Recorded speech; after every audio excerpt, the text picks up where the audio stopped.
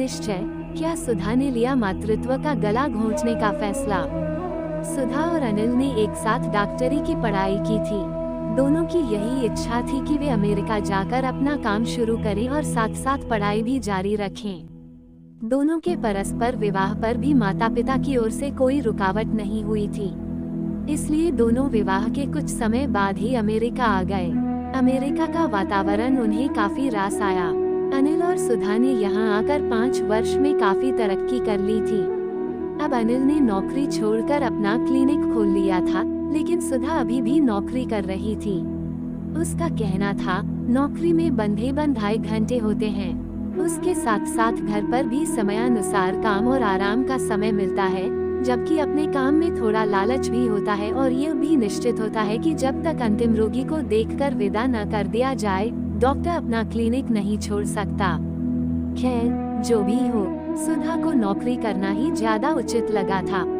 शायद पैसों के पीछे भागना उसे अच्छा नहीं लगता था और न ही वो उसकी जरूरत समझती थी। वह अब एक भरा पूरा घर परिवार चाहती थी।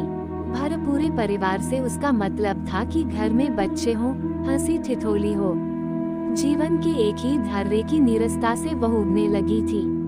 पहले पहल जब वे यहाँ आए थे तो दोनों की ही इच्छा थी कि अभी 3-4 वर्ष पढ़ाई पूरी करने के पश्चात अपनी प्रैक्टिस जमा लें और आर्थिक स्थिति मजबूत कर लें, फिर बच्चों का सोचेंगे। अब सुधा को लगने लगा था कि वह समय आ गया है जब वह 1 वर्ष छुट्टी लेकर या नौकरी छोड़कर आराम कर सकती है और मां बनने की अपनी इच्छा पूरी कर सकती है। इसी आशय से एक दिन उसने अनिल से बात भी चलाई थी, लेकिन वो ये कहकर टाल गया था कि नहीं, अभी तो हमें बहुत कुछ करना है। ये बहुत कुछ करना जो था, वह सुधा अच्छी तरह जानती थी। वास्तव में अनिल यहाँ आकर इतना ज्यादा भौतिकवादी हो गया था कि दिन रात रुपए के पीछे भागता फिरता था। वे केवल 2 ही प्राणी थे। रहने को अच्छा बड़ा सा मकान था जो सभी सुख सुविधाओं से सुसज्जित था। दोनों के पास गाड़ियाँ थी, अपना एक क्लिनिक भी था, लेकिन अनिल पर तो नर्सिंग होम खोलने की धुन सवार थी। नर्सिंग होम खोलने से सुधा ने कभी इनकार नहीं किया था, लेकिन वह अब थोड़ा आराम भी करना चाहती थी। उसे लगता था कि पिछले कितने वर्ष भागदौड़ में ही बीत गए हैं, कभी चैन से छुट्टियां बिताने का भी समय दोनों को नहीं मिल पाया। वैसे भी सुधा अब वास्तव में मातृत्व का सुख भी लेना चाहती थी। प्रायः जब अनिल क्लिनिक से घर लौटने में देर कर देता तो सुधा अकेली बैठी बैठी यही सब सोचा करती कि कैसी मशीनी जिंदगी जी रहे हैं वे लोग। बाहर से थक कर आओ तो घर का काम करना होता था, अपने लिए तो कोई समय ही नहीं बचता था। रोज ही वह सोचती कि अनिल से बात करेगी, पर हर रोज अनिल किसी न किसी बहाने से बच्चे की बात को टाल जाता। धीरे धीरे सुधा की शादी को 8 साल बीत गए। पहले पढ़ाई लिखाई के कारण ही उसने विवाह औसत आयु की अपेक्षा देर से किया था। फिर काम और अनिल की बढ़ती महत्वाकांक्षाओं के कारण वह अपनी इच्छा को पूरा नहीं कर पाई थी, लेकिन एक डॉक्टर होने के नाते अब वह जानती थी कि वैसे ही बच्चे को जन्म देने की दृष्टि से उसकी आयु बढ़ती जा रही है। दूसरी ओर अनिल की ओर से कोई उत्साह भी नहीं दिखाई देता था। अंत में उसने यही तय किया कि वह अनिल से साफ साफ कह देगी कि उसके नर्सिंग होम और दूसरी इच्छाओं की खातिर वह अपने अरमानों का गला नहीं घोंटेगी। वह अब और अधिक प्रतीक्षा नहीं करेगी। अनिल जब रात को लौटा तो सुधा टीवी के सामने बैठी उसकी प्रतीक्षा कर रही थी। अनिल ने जब आराम से खाना वगैरह खा लिया तो सुधा ने धीरे धीरे बात आरंभ की, लेकिन अनिल ने उत्साह दिखाना तो दूर, उसे फटकार दिया। यह क्या बेवकूफी भरी हरकत है। मदर्स डे स्पेशल निश्चय, क्या सुधा ने लिया मातृत्व का गला घोंचने का फैसला। अपने इलाके में एक शानदार नर्सिंग होम खोलना है जिसमें तुम्हारी सहायता की आवश्यकता भी होगी। अभी कम से कम 3 साल तक इस विषय में सोचना भी असंभव है। सुधा की अवस्था एक चोट खाई हुई नागिन जैसी हो गई। वह चिल्लाकर बोली, भाड़ में जाए तुम्हारी सफलता, तुम्हारा पैसा और भाड़ में जाए नर्सिंग होम, मुझे नहीं चाहिए ये सब कुछ। बात बिगड़ते देखकर अनिल ने बड़ी चतुराई से स्थिति को संभालने की कोशिश की। सुधा को पुचकार कर समझाने लगा और अपनी ओर से पूरा प्रयत्न करके उसे शांत किया। इस झगड़े के लगभग 4 महीने पश्चात एक दिन सुधा को लगा कि वह गर्भवती है। इस बात से वह बहुत प्रसन्न थी। डॉक्टर से जांच करवाने के पश्चात ही वह अनिल को ये समाचार देना चाहती थी। वह एक दोपहर अपने ही अस्पताल की डॉक्टर के पास जांच करवाने गई। जांच रिपोर्ट ने यही बताया कि अब वह मां बनने वाली है। शाम को जब सुधा घर आई तो वह अपने को रोक नहीं पा रही थी। उसने 2 बार रिसीवर उठाया कि अनिल को बताए, लेकिन फिर यह सोचकर रुक गई कि यदि वह फोन पर बता देगी तो अनिल के चेहरे पर आने वाले खुशी और आनंद के भावों को कैसे देख सकेगी। रात को जब अनिल घर आया तो सुधा ने उसे बड़े उत्साह से यह खुशखबरी सुनाई। अनिल तो सुनकर भौचक्का रह गया। वह गुस्से से बोला, तुम्हें ऐसा करने को किसने कहा था? मेरी सारी योजनाओं को तुमने मिट्टी में मिला दिया। कोई जरूरत नहीं अभी इसकी, कल जाकर गर्भपात करवा लो, मैं डॉक्टर से समय ले दूंगा। इतना सुनते ही सुधा चीख कर बोली, मैं इस बच्चे को जन्म दूंगी। मैंने कितनी प्रतीक्षा के बाद इसे पाया है। इतने चाव से इसकी प्रतीक्षा की और आज मैं इसकी हत्या कर दूं। ऐसा कभी नहीं हो सकता।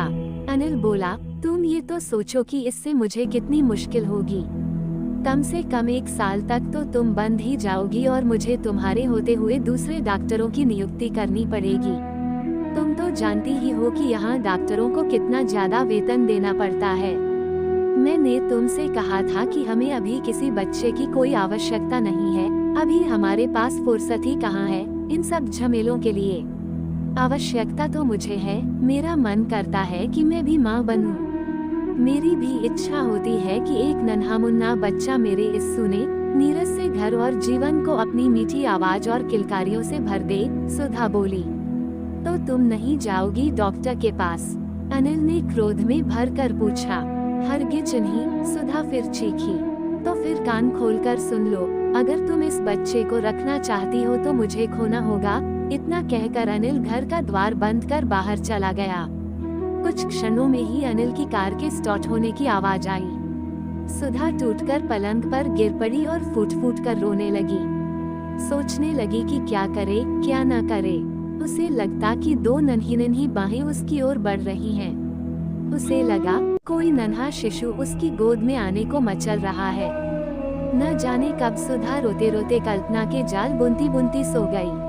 सवेरा हुआ तो वह उठी, रोज की भांति तैयार हुई और अपने अस्पताल की ओर चल पड़ी। दिन भर सोचती रही कि शायद अनिल का फोन आएगा या वह स्वयं आकर उसे मना लेगा, लेकिन कोई फोन नहीं आया। सुधा भारी मन से घर लौटी। देर तक टीवी देखने के बहाने अनिल का इंतजार करती रही, लेकिन अनिल घर ही नहीं आया। अगले दिन सवेरे अनिल आया और कुछ जरूरी सामान उठाकर बोला, अगर तुमने अपना फैसला नहीं बदला तो मेरी भी एक बात सुन लो। मैं भी अब इस घर में कभी कदम नहीं रखूंगा। मैंने वहीं एक फ्लैट ले लिया है और वहीं रहकर अपना क्लिनिक संभालूंगा। बाद में नर्सिंग होम का काम भी मैं खुद ही संभाल लूंगा। तुम्हारा और मेरा अब कोई संबंध नहीं है। अनिल के जाते ही सुधा का निश्चय और भी पक्का हो गया। धीरे धीरे मन को समझा बुझाकर उसने भी कामकाज में स्वयं को व्यस्त कर लिया। अगर कभी अनिल का ख्याल आया भी तो उसने अपने आप को किसी न किसी बहाने से बहलाने की ही कोशिश की और स्वयं को किसी भी क्षण दुर्बल नहीं होने दिया। कभी कभार दोनों की मुलाकात हो भी जाती तो दोनों चुपचाप एक दूसरे से किनारा कर लेते। समय गुजरता गया। सुधा ने एक सुंदर स्वस्थ बेटे को जन्म दिया। वह शिशु को पाकर बहुत प्रसन्न थी। अनिल के पास भी उसने सूचना भिजवाई, लेकिन वह अपनी संतान को देखने भी नहीं आया। अनिल अब दिन ब दिन अधिक व्यस्त होता जा रहा था।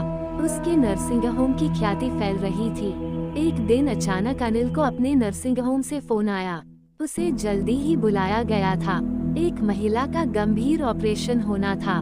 महिला दिल की मरीज थी और डॉक्टरों ने उसे कहा था कि यदि वो बच्चा पैदा करने का साहस करेगी तो उसकी जान को खतरा है। वही महिला आज डॉक्टर अनिल के पास गर्भावस्था में आ पहुंची थी। उसके बचने की संभावना बिल्कुल नहीं थी। ऑपरेशन तो करना ही था, सो किया गया, लेकिन अनिल जच्चा बच्चा को न बचा सका। बड़ा ही दुखद दृश्य था। उस महिला का पति फूट फूट कर बच्चों की तरह रो रहा था। थोड़ी देर तक जी भर कर रो लेने के पश्चात जब उसका आवेग थोड़ा सा कम हुआ तो अनिल ने एक ही प्रश्न पूछा, यदि तुम्हारी पत्नी गंभीर हालत में थी तो तुमने उसे डॉक्टर के मना करने पर भी ऐसा करने से रोका क्यों नहीं?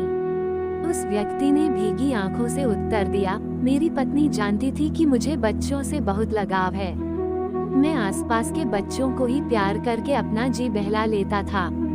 आखिरी समय तक मैं उससे प्रार्थना करता रहा कि उसका स्वास्थ्य ठीक नहीं और वह बच्चे को जन्म देने के योग्य नहीं, लेकिन वह मुझे प्रसन्न करने के लिए अक्सर कहती, यदि मैं मर भी गई तो ये बच्चा तो हम दोनों के प्यार और रिश्ते की यादगार के रूप में तुम्हारे पास रहेगा ही। मुझे इसी से बेहद खुशी मिलेगी। अंत में जिस बात के लिए उसने इतना बड़ा बलिदान दिया वह भी पूरी न हुई। न वह रही न बच्चा। मैं उसे मना करता रहा लेकिन उसने मेरी एक न सुनी और वह व्यक्ति फिर रोने लगा। अनिल भारी मन से घर आया। सहसा उसे अपनी सुधा की बहुत याद आने लगी। उसने साहस बटोरकर घर के बाहर खड़ी गाड़ी स्टार्ट की और सुधा के घर के सामने जा पहुंचा। अनिल ने दरवाजे पर लगी घंटी बजाई। थोड़ी देर में दरवाजा खुला। सुधा अवाक अनिल को देखती रह गई। कुछ क्षणों तक दोनों उसी अवस्था में खड़े रहे। फिर धीरे से अनिल ने कहा, माफी यहीं से ही मांग लूं या अंदर आने की मुझे अनुमति है? थोड़ी देर के लिए सुधा कुछ सोचती रही। फिर दरवाजा छोड़कर उसने अनिल के अंदर आने के लिए रास्ता बना दिया।